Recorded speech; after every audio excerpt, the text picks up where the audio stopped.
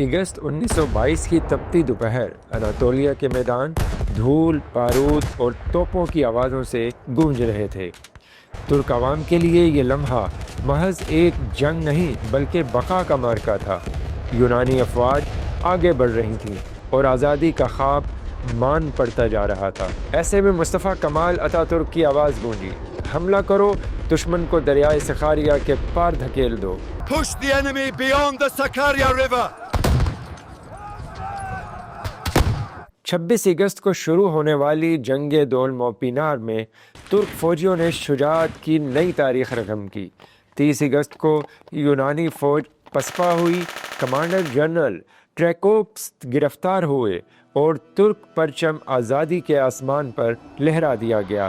یہی دن آج یوم ظفر یعنی وکٹری ڈے کے طور پر منایا جاتا ہے، جو ترک قوم کی اجتماعی طاقت اور قربانیوں کی یادگار ہے۔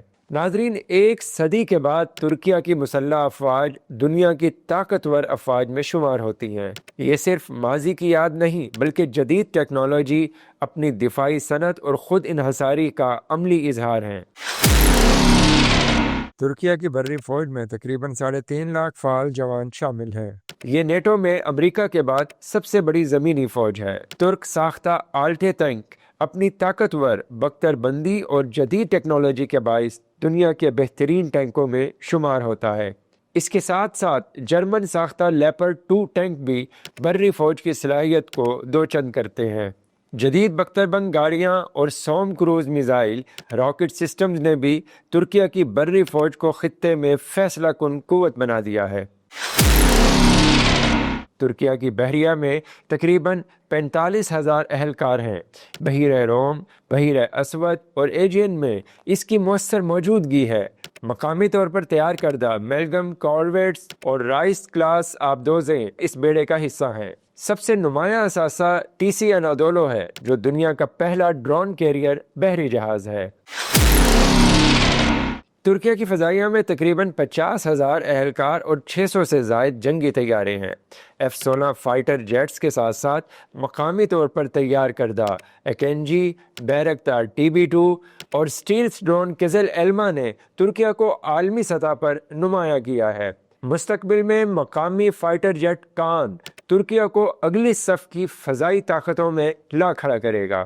فضائی دفاعی نظام حصار اور روسی S-400 اس قوت کو مزید ناقابل تسخیر بناتے ہیں۔ ناظرین، ترکیہ آج اپنی دفاعی ضروریات کا 80% خود تیار کر رہا ہے۔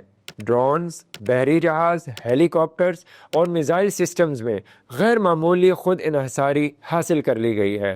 ترک ڈرونز 30 سے زائد ممالک کو برآمد کیے جا رہے ہیں اور کئی جنگی محاذوں پر اپنی صلاحیت ثابت کر چکے ہیں۔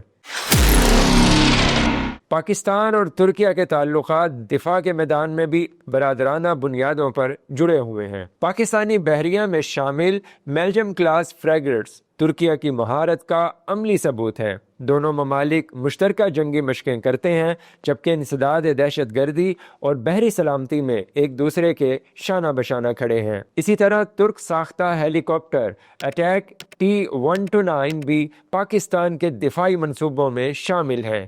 یہ تعلقات صرف خرید و فروخت نہیں بلکہ ایک اسٹریٹجک شراکت داری کی شکل اختیار کر چکے ہیں، جو اسلامی دنیا میں اتحاد اور باہمی اعتماد کی روشن علامت ہے۔